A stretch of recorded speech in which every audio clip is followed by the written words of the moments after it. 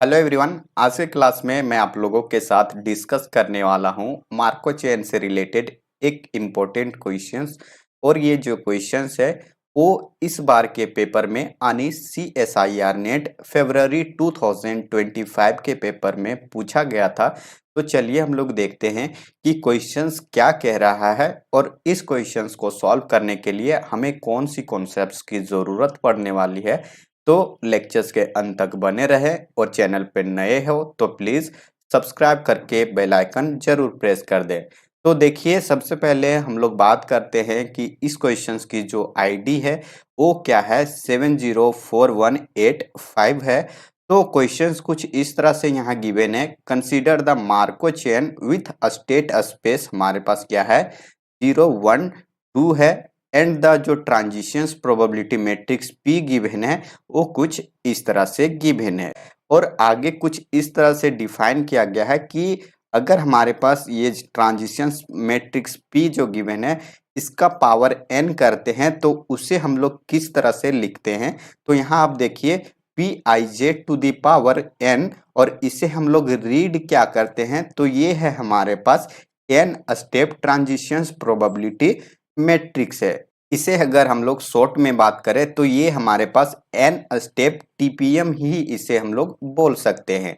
तो आगे कुछ इस तरह से डिफाइन है, then which of the following statement are true. तो इनमें से बताना है कि कौन कौन सा स्टेटमेंट हमारा ट्रू है। जैसे कि आप देख पा रहे होंगे कि इस क्वेश्चंस की जो आईडी है वो 704185 है, यानी कि ये पार्ट सी के क्वेश्चंस हैं। और पार्ट सी के क्वेश्चंस में more than one answer possible है करेक्ट होने की। तो इसे हम लोग सॉल्व कैसे करते हैं, सबसे पहले यहाँ जो गिवन है उसे हम लोग एक बार लिख लेते हैं कि क्या क्या गिवन है। तो यहाँ आप देख पा रहे होंगे, सबसे पहले स्टेट स्पेस की बात करते हैं। तो ये हमारे पास क्या है, स्टेट स्पेस है। और स्टेट स्पेस क्या है, 0 1 एंड 2, ये हमारे पास स्टेट स्पेस गिवन है।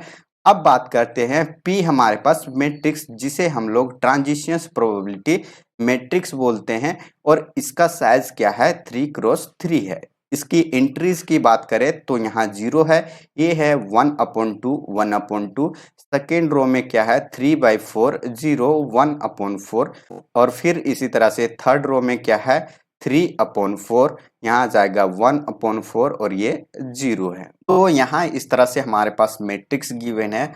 एक और चीज यहाँ गिवन है, क्या है पी एन, जिसे हम लोग क्या बोलते हैं, n step transitions probability matrix बोलते हैं। तो आगे हम लोग इसे डिफाइन कैसे करते हैं, अगर हम लोग n का वैल्यू 1 रखते हैं तो ये क्या हो जाएगा p टू द पावर 1, और इसे हम लोग क्या लिख सकते हैं P I J to the power 1 लिख सकते हैं। सिमिलरली n के जगह पे वैल्यू 2 होगा तो ये p टू द पावर 2, और यहाँ क्या आ जाएगा P I J to the power 2। Similarly and so on हम लोग फाइंड कर सकते हैं। अब ये जो हमारे पास 1 2 है वो हम लोग कैसे फाइंड करेंगे, तो इसे फाइंड करने के लिए हमारे पास दो ऐसे मेथड्स हैं जिसका यूज मैं आप लोगों को आगे बताऊंगा। तो इस तरह से हम लोग यहाँ क्या कर सकते हैं, इसके स्टेप को फाइंड कर सकते हैं। तो यहाँ इस तरह से इतना इंफॉर्मेशन हमारे पास गिवन था। तो यहाँ आप एक चीज ऑब्जर्व कर सकते हो, कभी भी आपको कोई भी क्वेश्चंस मार्को चेन में ट्रांजिशंस प्रोबेबिलिटी मैट्रिक्स से रिलेटेड क्वेश्चंस आ जाए तो सबसे पहले आपको डायरेक्टेड ग्राफ प्लॉट करना है।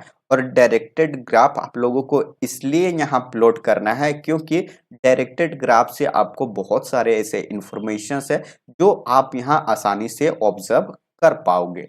तो हम लोग क्या करते हैं, जो जो स्टेट स्पेस गिवन है उसका यूज हम लोग यहाँ करेंगे। तो देखिए ये हमारे पास क्या आ गया, 0 होगा यहाँ, ये 1 पोजीशन है और ये हमारे पास सेकेंड स्टेप है। सिमिलरली ये हमारे पास 0 स्टेप, ये 1 स्टेप और ये हमारे पास 2 स्टेप है। अब यहाँ से देखिए हम लोग डायरेक्टेड ग्राफ कैसे प्लॉट करते हैं, तो ये हमारे पास क्या है 0 स्टेट है। तो यहाँ से 0 से किस पे जा रहा है, 1 पे जा रहा है। तो आप लोग को डायरेक्टली यहाँ 1 पे लेके जाना है। तो यहाँ 0 से 1 जाने पे प्रोबेबिलिटी की वैल्यू क्या है, तो इसका वैल्यू 1/2 है। सिमिलरली 0 से 2 जाने पे इसका वैल्यू क्या मिलेगा हमारे पास, तो इसका भी वैल्यू क्या है 1/2 है। सिमिलरली देख सकते हो हमारे पास फर्स्ट स्टेट की। तो देखिए ये क्या जा रहा है 1 से 0 पे जाएगा, तो देखिए ये इस तरह से यहाँ जाएगा और इसका वैल्यू क्या है 3/4। सिमिलरली ये 1 से किस पे जा रहा है, तो 1 से 2 पर भी जा रहा है, तो इस तरह से हमारे पास यहाँ आएगा, इसका वैल्यू क्या है 1/4 है। अब बच गया स्टेप 2। तो स्टेट 2 जो है हमारे पास वो कहाँ से जा रहा है, तो ये 2 से 0 की ओर जा रहा है, तो इस तरह से ये 2 से 0 की ओर जाएगा और इसका वैल्यू क्या है, तो इसका वैल्यू 3/4 है। सिमिलरली यहाँ 2 जो है वो किस पे जा रहा है 1 पे जा रहा है और इसकी वैल्यू क्या है 1/4 है। तो इस तरह से ये हमारा क्या आ गया, डायरेक्टेड ग्राफ आ गया। तो ये हमारे पास डायरेक्टेड ग्राफ आ गया, इसे हम लोग ट्रांजिशन ग्राफ भी बोलते हैं। अब यहाँ से आप एक चीज आसानी से देख पा रहे होंगे ऑप्शंस 4 के बारे में। तो हमारे पास जो ट्रांजिएंट स्टेट होता है उसे हम लोग कैसे ऑब्जर्व करते हैं कि कोई भी हमारे पास जो स्टेट गिवन है उस स्टेट पे अगर वो कोई दूसरे स्टेट पे जा रहा है तो वहां से अगर हमारा एलिमेंट रिटर्न नहीं आ पा रहा है, तब हम लोग बोलेंगे कि जो हमारे पास पर्टिकुलर स्टेट है वो क्या रखेगा, ट्रांजिएंट वैल्यू रखेगा, ना कि वो रिकरेंट। तो इस तरह से आप यहां से देख पा रहे होंगे कोई भी आप स्टेट उठा करके देख लो कि 0 से हम लोग क्या कर रहे हैं 1 पे भी जा पा रहे हैं और 1 पे जाने के बाद उससे हम लोग क्या कर रहे हैं रिटर्न भी आ पा रहे हैं। मतलब क्या है कि 1 से 0 पे जाने के लिए हमारे पास यहाँ एक पाथ है जिससे हम लोग जा भी रहे हैं और रिटर्न भी आ रहे हैं। तो मतलब ये है कि 0 जो स्टेट होगा हमारा वो एक रिकरेंट स्टेट होगा, ना कि वो ट्रांजिएंट स्टेट होगा। सिमिलरली अगर आपका 0 जो है वो क्या आ रहा है, यहाँ हमारे पास रिकरेंट आ रहा है, तो यहाँ से आप देख पा रहे हो 0 क्या है 1 पे जा रहा है और 1 से रिटर्न भी आ रहा है, इसे हम लोग कम्युनिकेटिंग स्टेट भी बोलते हैं। तो ये हमारे पास क्या आ जाएगा, अगर दो स्टेट आपस में कम्युनिकेट कर रहा है, इसका मतलब क्या है कि अगर एक स्टेट का बिहेवियर हमारे पास रिकरेंट है तो दूसरे स्टेट का भी बिहेवियर क्या होगा, रिकरेंट होगा। सिमिलरली आप सेकेंड जो हमारे पास स्टेट 2 है उस पे भी यही कंडीशंस अप्लाई होगा। तो यहाँ हमारे पास इसका क्लास की बात करें तो क्लास ऑफ 0 में क्या एलिमेंट आएगा, ये 0 भी आएगा 1 भी आएगा और 2 भी आएगा। सिमिलरली क्लास ऑफ 1 में जो एलिमेंट आएगा वो भी क्या आएगा 0 आएगा 1 आएगा 2 आएगा। और क्लास ऑफ 2 की बात करें तो इसमें भी 0 1 एंड 2 भी आएगा। मतलब क्या है कि यहाँ से इम्प्लाई क्या कर रहा है कि class of 0 equal to class of 1 equal to class of 2 आ रहा है। और ये जो क्लास हमारे पास आ रहे हैं वो किसके इक्वल आ रहा है, तो ये स्टेट स्पेस के इक्वल आ रहा है। तो ये हमारे पास जब भी आप लोगों को इस तरह से मिल जाए तो यहाँ से हम लोग क्या कह सकते हैं कि ये जो हमारे स्टेट हैं वो क्या है, सभी के सभी क्लोज हैं। और प्लस ग्राफ से भी हमें क्लियर हो रहा है कि वो क्या है, कम्युनिकेटिंग ग्राफ है। तो ये क्लोज प्लस कम्युनिकेटिंग हमारे पास इंप्लाई करता है रिकरेंट को। तो यहाँ से क्या कह सकते हैं कि जो हमारे पास स्टेट 0 1 2 है सभी के सभी क्या है, रिकरेंट हैं। और जब भी आपको सभी के सभी रिकरेंट मिल जाए तो यहाँ से हमें ट्रांजिएंट मिलने की पॉसिबिलिटी एक भी स्टेट के पास नहीं हो सकता है। तो यहाँ से आप देख सकते हो जो ऑप्शन 4 है वो क्या कह रहा है कि स्टेट 1 इज ट्रांजिएंट, तो ये ऑप्शन हमारा इनकरेक्ट हो जाएगा। अब बात करते हैं ऑप्शन 1 एंड ऑप्शन 2 के बारे में। तो यहाँ से ऑप्शन 1 एंड ऑप्शन 2 की बात करें तो आप यहाँ से क्लियरली देख पा रहे होंगे कि हम लोग यहाँ क्या करेंगे। तो सिंपली हमें कुछ करना नहीं है, हमें यहाँ देखिए सेकेंड स्टेप बात करना है तो यहाँ 2 टाइम्स मल्टीप्लाई कर देंगे इसे। थर्ड स्टेट के लिए हम लोग क्या करेंगे, इसे 3 टाइम्स मल्टीप्लाई करेंगे। मतलब सिंपली मैट्रिक्स मल्टीप्लीकेशन हमें यहाँ अप्लाई करना है।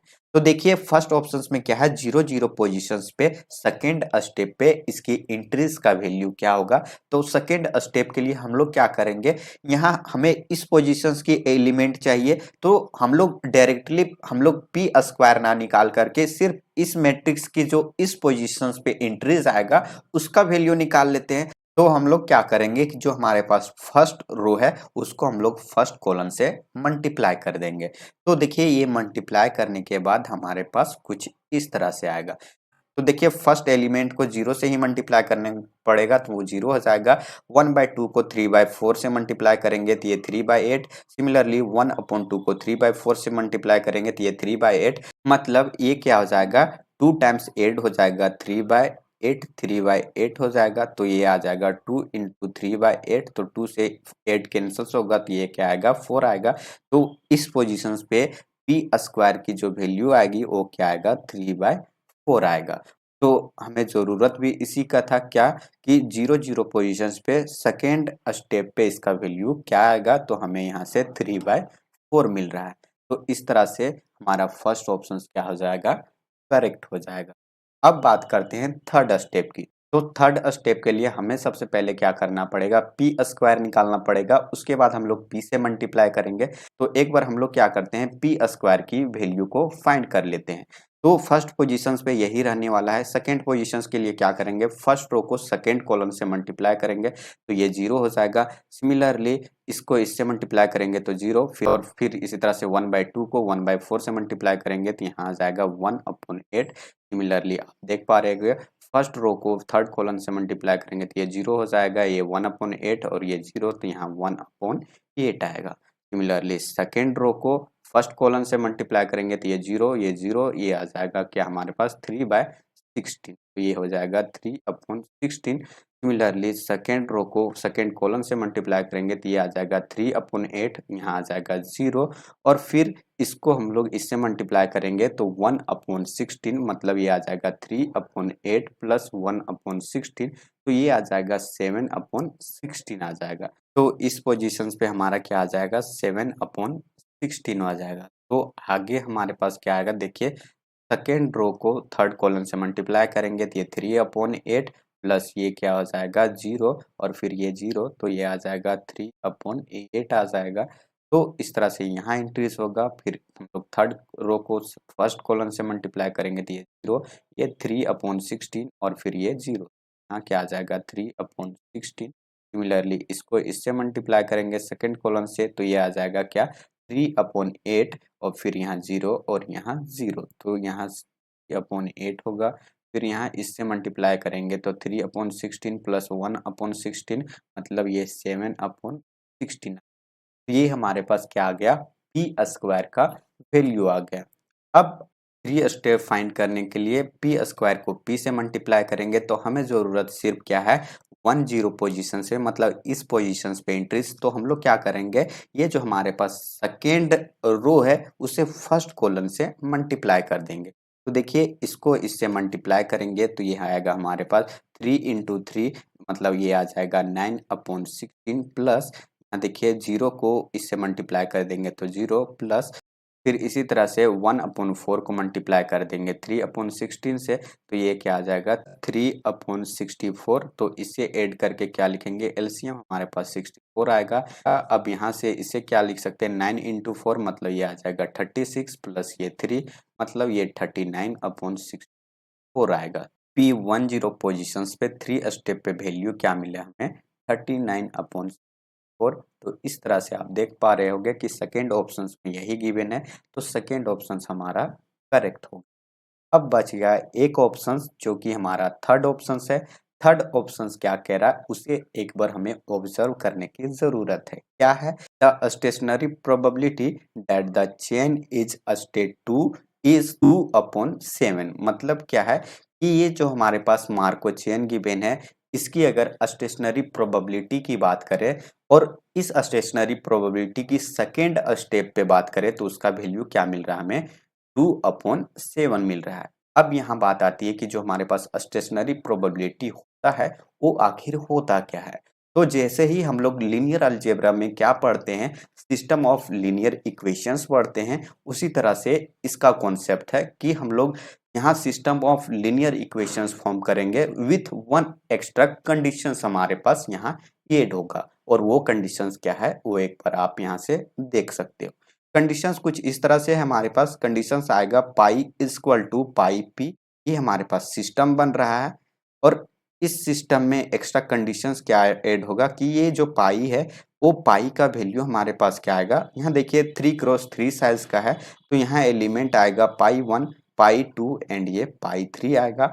और ये जो हमारे पास इसकी वैल्यू है, इसके साथ जो एक्स्ट्रा कंडीशंस की मैं बात कर रहा हूँ वो क्या आता है, pi 1 plus pi 2 plus pi 3 is equal to क्या आता है, 1 आता है। ये हमारे पास एक एक्स्ट्रा कंडीशंस होता है इस सिस्टम को सॉल्व करने के लिए। तो ये जो स्टेट 2 है, इस स्टेट 2 की बात करें तो इसकी वैल्यू हम लोग कैसे फाइंड करते हैं, तो ये जो हमारे पास पाई 2 है, इस पाई 2 की वैल्यू को अगर हम लोग फाइंड कर लेंगे तो जो वैल्यू हमारे पास इसका मिलेगा वही हमारे पास स्टेट 2 का वैल्यू होगा। तो हम लोग क्या करते हैं, फटाफट यहाँ सिस्टम फॉर्म करते हैं और फिर इसे हम लोग सॉल्व करते हैं।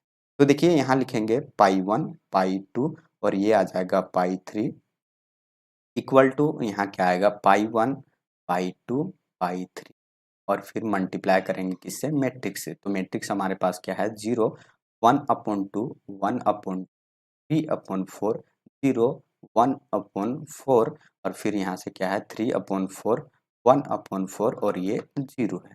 अब इसे मल्टीप्लाई कर देते हैं।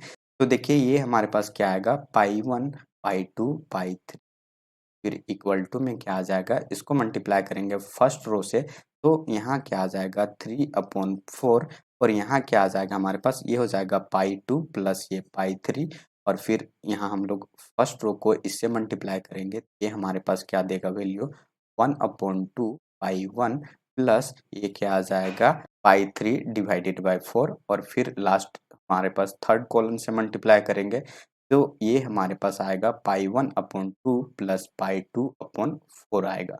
तो अब इक्वेट करते हैं, देखिए इस पोजीशंस पे इसकी वैल्यू इक्वल होगी, इससे इसके साथ इक्वेट करेंगे और इसको इसके साथ इक्वेट करेंगे। तो हमारे पास कुछ इस तरह से पाई 1 का वैल्यू क्या आएगा 3/4, ये आ जाएगा पाई 2 प्लस यहाँ पाई 3 आएगा। पाई 2 की वैल्यू की बात करें तो ये आएगा 1/2 पाई 1 प्लस पाई 3/4 आएगा। सिमिलरली पाई 3 की बात करें तो ये आएगा पाई 1 divided by 2 plus pi 2 divided by 4 आएगा और साथ में ये हमारे पास एक्स्ट्रा कंडीशंस एक होगा। तो हमें यहाँ से सिर्फ पाई 2 की वैल्यू फाइंड करना है, तो उसी तरह से हम लोग क्या करेंगे, पाई 2 को ही क्या करेंगे, फाइंड करने की सिचुएशंस यहाँ एराइज करेंगे। तो सबसे पहले हम लोग क्या करेंगे, ये जो 4 है इसे राइट साइड मल्टीप्लाई कर देते हैं। तो यहाँ से आप देख पा रहे हो कि ये क्या आ जाएगा 4 पाई 1 इक्वल टू 3, यहाँ आ जाएगा पाई 2 प्लस 3, ये आ जाएगा पाई 3 आ जाएगा। सिमिलरली इसका अगर एलसीएम अगर हम लोग लेते हैं तो एलसीएम यहाँ से क्या आ जाएगा हमारे पास 4 आ जाएगा और 4 हम लोग क्या कर सकते हैं, राइट साइड मल्टीप्लाई कर देंगे तो ये आ जाएगा 4 पाई 2 इक्वल टू ये आ जाएगा 2 पाई 1 प्लस ये पाई 3 आ जाएगा। अब सिमिलरली इस पे बात करें तो यहाँ भी हमारे पास 4 एलसीएम आएगा तो ये आ जाएगा 4 पाई 3 इक्वल टू यहाँ से हम लोग क्या लिखेंगे 2 पाई 1 प्लस ये पाई 2 आएगा हमारे पास। तो यहाँ से हम लोग क्या करेंगे वो आप देख सकते हैं, यहाँ हमारे पास पाई 2 है तो पाई 1 की जो वैल्यू यहाँ है वो वैल्यू को हम लोग यहाँ रख देते हैं तो कुछ वैल्यू हमारे पास यहाँ इस तरह से आएगा अगर वैल्यू को रखते हैं तो ये हो जाएगा 4 पाई 2 इक्वल टू यहाँ से हम लोग क्या लिख सकते हैं, इसे 2 इंटू 2 पाई 1 लिख सकते हैं। तो इस 2 को डिवाइड कर देंगे इधर तो हमारे पास क्या आ जाएगा, ये 3/2 पाई 2 प्लस ये पाई 3 हो जाएगा, किसका वैल्यू 2 पाई 1 का वैल्यू प्लस यहाँ क्या था पाई 3 था। अब यहाँ से आप देख सकते हो कि ये आ जाएगा 4 पाई 2 इक्वल टू इसको इसके साथ और बाकियों के साथ अगर मल्टीप्लाई करेंगे तो ये हमारे पास क्या आ जाएगा 3/2 पाई 2 और फिर यहाँ क्या आ जाएगा हमारे पास 3/2 पाई 3 प्लस ये पाई 3 आ जाएगा। अब इन दोनों को ऐड कर देंगे तो ये आ जाएगा हमारे पास 5/2 पाई 3 और फिर इसे हम लोग लेफ्ट साइड ले जाएंगे तो इसको सब्ट्रैक्ट कर देंगे तो ये हमारे पास क्या आ जाएगा 5/2 पाई 2 और बीच में इक्वल टू, तो देखिए 5/2 से ये 5/2 कैंसिल हो जाएगा तो यहाँ से हमारे पास पाई 2 इक्वल टू वैल्यू क्या मिल जाएगा, पाई 3 वैल्यू मिल जाएगा। अब यहाँ से पाई 2 और पाई 3 जब हमारे पास इक्वल हो गया तो हमें फाइंड क्या करना है, हमें फाइंड करना है सिर्फ पाई 2 का वैल्यू। तो जहाँ जहाँ पाई 3 है वहाँ हम लोग क्या रखेंगे, पाई 2 रख देंगे। तो यहाँ हमारे पास थर्ड इक्वेशंस में पाई 3 के जगह पे पाई 2 रख देंगे, 4 पाई 2 इक्वल टू 2 पाई 1 प्लस ये पाई 2 आ जाएगा। इसे हम लोग लेफ्ट साइड ले जाएंगे तो ये आ जाएगा 3 पाई 2 इक्वल टू 2 पाई 1 आ जाएगा वैल्यू। अब इस वैल्यू को जो हमारे पास कंडीशंस था उस कंडीशंस में वैल्यू रख देते हैं। तो वैल्यू हमारे पास क्या आ जाएगा, तो पाई 1 का वैल्यू हमारे पास यहाँ से क्या मिल रहा है, तो पाई 1 का वैल्यू हमारे पास मिल रहा है 3/2, ये आ जाएगा पाई 2 प्लस पाई 2 का वैल्यू एज इट इज रख देते हैं, प्लस पाई 3 इक्वल टू हमारा पाई 2 था तो ये आ जाएगा पाई 2 इक्वल टू ये 1 हो जाएगा। तो यहाँ से आप देख पा रहे हो कि ये 3/2 पाई 2 प्लस ये 2 क्या आ जाएगा हमारे पास 2 टाइम्स पाई 2 इक्वल टू 1। अब यहाँ से इन दोनों को ऐड करेंगे तो ये हमारे पास क्या आ जाएगा, तो ये आ जाएगा 7/2 पाई 2 इक्वल टू 1। तो यहाँ से पाई 2 की वैल्यू हमें क्या मिलेगा, तो हमें 2/7 मिल जाएगा। तो ये इसी वैल्यू का हमें रिक्वायरमेंट था, मतलब स्टेट 2 की वैल्यू, तो स्टेट 2 का वैल्यू क्या है 2/7। तो ये हमारे पास वैल्यू मिल गया। तो आप देख पा रहे हो कि जो हमारे पास थर्ड ऑप्शन है वो क्या है कि the stationary probability that the chain in state 2 is 2/7 और हमें वैल्यू वही मिला है। तो इस तरह से हमारा थर्ड ऑप्शन भी क्या हो जाएगा, करेक्ट हो जाएगा। तो इस क्वेश्चंस की करेक्ट ऑप्शंस की बात करें अगर हम लोग, तो इसका जो करेक्ट ऑप्शंस बन रहा है वो क्या बन रहा है, वो first second and third correct बन रहा है और इसका फोर्थ जो ऑप्शंस है वो क्या है, एक इनकरेक्ट ऑप्शंस है। तो आई होप आप लोगों को सब कुछ समझ में आ गया होगा इस क्वेश्चंस के रिगार्डिंग जो भी मैंने आप लोगों को बताया। और अगर कहीं भी इस क्वेश्चंस में कोई भी कंफ्यूजन्स रह जाती है तो आप ज़रूर कमेंट करके हमें बताएं ताकि मैं उसे देख करके उस पे काम करूं और आपको फिर से बताने की कोशिश करूं। तो चलिए फिर मिलते हैं हम लोग नेक्स्ट क्लास में नए क्वेश्चंस के साथ। तब तक thank you so much for watching this video. Bye bye, take care.